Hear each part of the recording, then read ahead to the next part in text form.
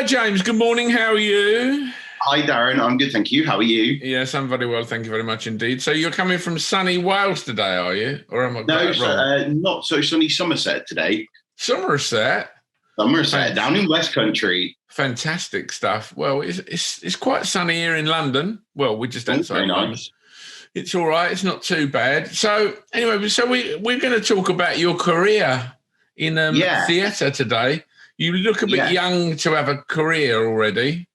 You're far too kind, sir. You're far too kind. The greys are definitely starting to show through the sides.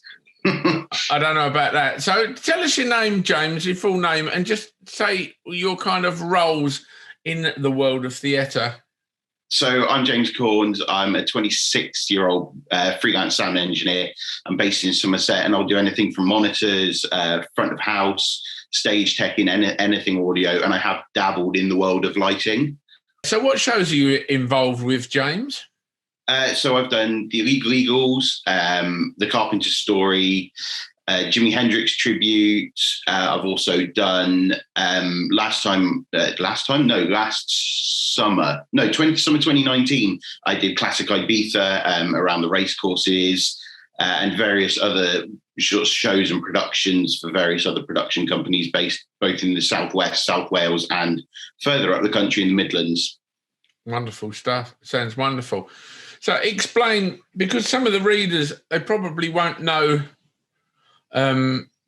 what a kind of monitor engineer, etc. is. I might be disrespectful, they may do, but kind of explain a day in the life of James. So you get up in the morning, we start there, you have your breakfast, you go for a 25-mile run, which is obviously, you can tell that. So after you've done your run and you've had your substantial breakfast, what do you do after that? So generally it's a drive probably to a theatre somewhere in the land, or possibly from a hotel to a theatre if we've been in a hotel the night before. And then the truck gets unloaded and everything comes off the truck. And then my world gets set up. So I'm always on stage left doing monitors. And then I'll have my board, and sometimes it'll be monitor wedges and sometimes it'll be in ears.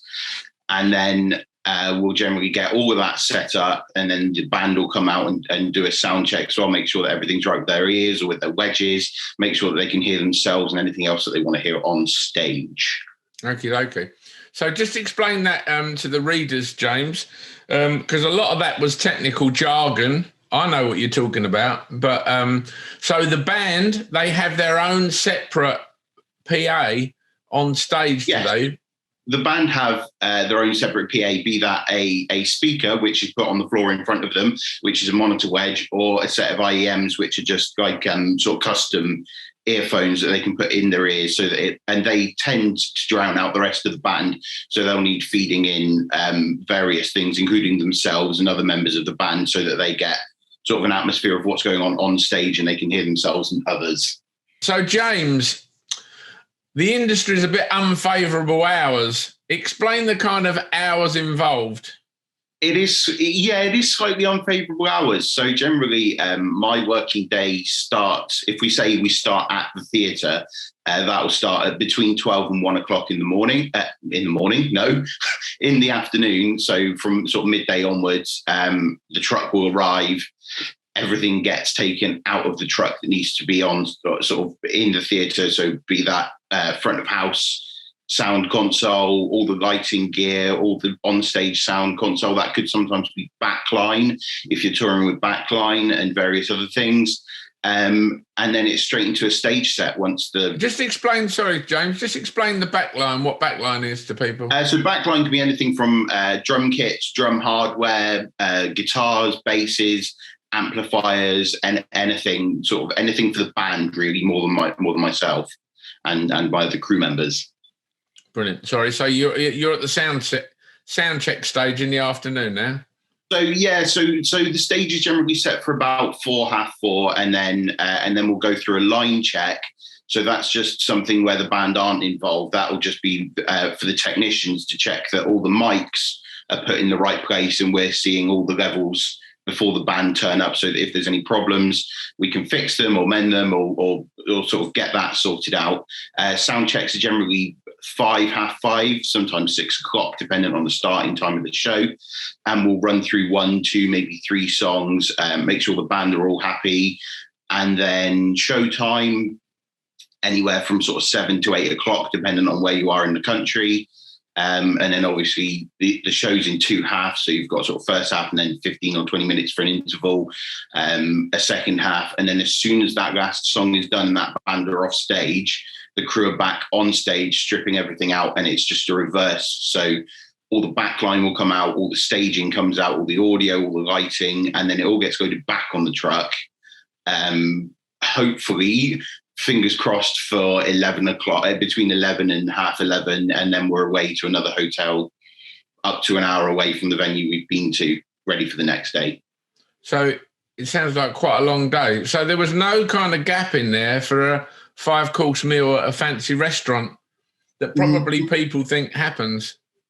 No, there is definitely no such thing as a fancy meal on a tour date, unless you're exceptionally lucky.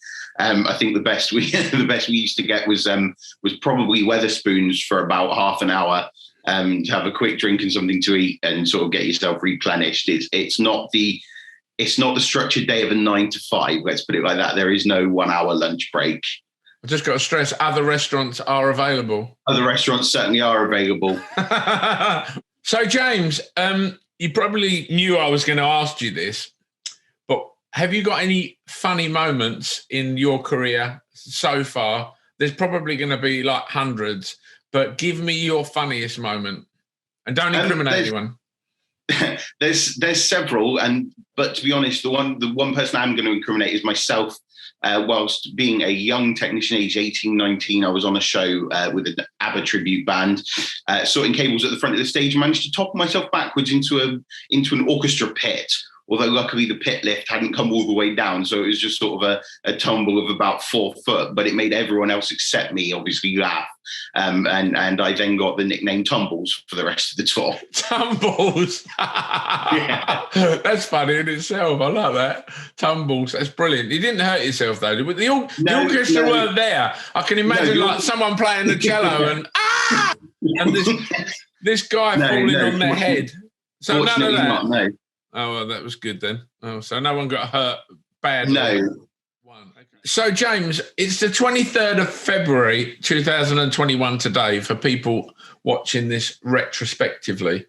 And the government have just announced that we're looking, hopefully, if infection rates come down, we're looking to go back around mid-April with some social distancing and with no social distancing in the middle of June. So if you can just, obviously people know, and the mainstream media has covered the theatre industry, but if you can kind of just give an example of how much it has affected the theatre world. Obviously you were doing it full time, hopping from show to show, flying around the country, maybe even around the world, doing your stuff. So how has it affected you, James? So I guess we'll start with a little bit of a backstory. At the start of 2020, my touring started again. So I went to Denmark with the Illegal Eagles, came back, and by that point it was sort of starting to come up in the news a bit more, and then we got most of the way through February 2020, and then everything ground to a halt. It all stopped. Theatres shut their doors, tours stopped touring, and it's been like that ever since, pretty much. My last theatre date was, what are we now, the 23rd, 22nd, 21st, I believe, of February last year. So that's over a year now, just fractionally over a year, and I haven't been back in the theatre since. So James, obviously you're a very young fella, but what has been the highlight of your career so far? You're going to have many other highlights, but what has been the highlight of your career so far? I think there's probably two. So one was my very first date I did with the Carpenter Story. We loaded into the beautiful Cadogan Hall in London, which was just amazing to walk into, like such a beautiful venue hidden away in a sort of side street of London. And the other one was probably 2 years ago now, doing monitors with the South Wales Sinfonietta Orchestra. That was really good fun. So, James, I went to see the wonderful Carpenter Story at the Clisp Pavilion, I think it was. It was a magical night. And they had, I'm sure there was either a string section or it was orchestral. It was absolutely, it was standing room only. It was, and that's an amazing feat for the Clisp Pavilion because, they house the biggest stars there. It's a beautiful theatre. And yeah, they had, I'm sure they had an orchestra. Did you have any involvement in that particular show? Quite possibly. I've been touring with the Carps for 2 years now. So they often have, they've got their own sort of miniature orchestra section. A lady called Jude Bridges who plays lead violin, and then Vicky there's a lady called Vicky who plays the clarinet and the cor anglais, which just sort of adds that real substance and real sort of Carpenter's vibe to the whole production. And then you've obviously got their sort of master in chief and musical director Phil Aldridge, who plays keys, and then you've obviously mentioned Claire Furley, who does the he's also a wonderful drummer as well. He is, yes. Wonderful drummer. So I've learned sort of from doing that, because when obviously he doesn't play drums in that show, I learned from the guys at the Illegal Eagles that he used to play drums for them. He used to be the engine room at the back for 5 or 6 years, I think, with the Illegal Eagles, if not more. Touring, which is multi-talented man. Absolutely, and producer of the show. How wonderful. Yeah. So, James, how did you actually get into the industry in the first place? Was it a conscious decision, or did you kind of fall asleep in the back of an audio truck and ended up at a theatre and they just got you to do something? So my love of audio started at the age of 14 in sort of mid-secondary school sort of timing, and we had a lovely drama teacher or assistant drama teacher who wanted to get the kids into theatre technical, and I sort of picked up audio and that was that. I sort of loved it ever since. When I left school, I started working for a production company as sort of an apprentice as such, alongside a college course, and then it sort of bloomed from there, really.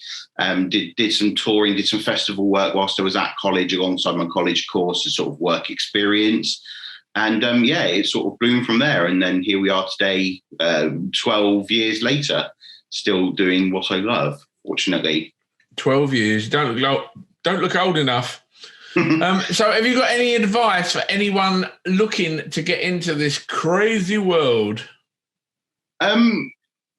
Work hard at whatever it is you want to do, and try to learn everything you possibly can, and don't be afraid to ask questions. Like, ask questions, and then ask more questions if you don't understand or you just want to be a bit more in depth. You won't find anyone in this industry who won't answer you a question about whatever it is you want to know, really. There's always someone who's above you who can teach you something more, something different, something that you maybe didn't know already. Be that from basic things like, which mic should I use for this, up to more advanced sort of processing. So, James, thank you so much for agreeing. We're sorry we can't do it with a live camera over a beer or two in a hostelry somewhere in the country.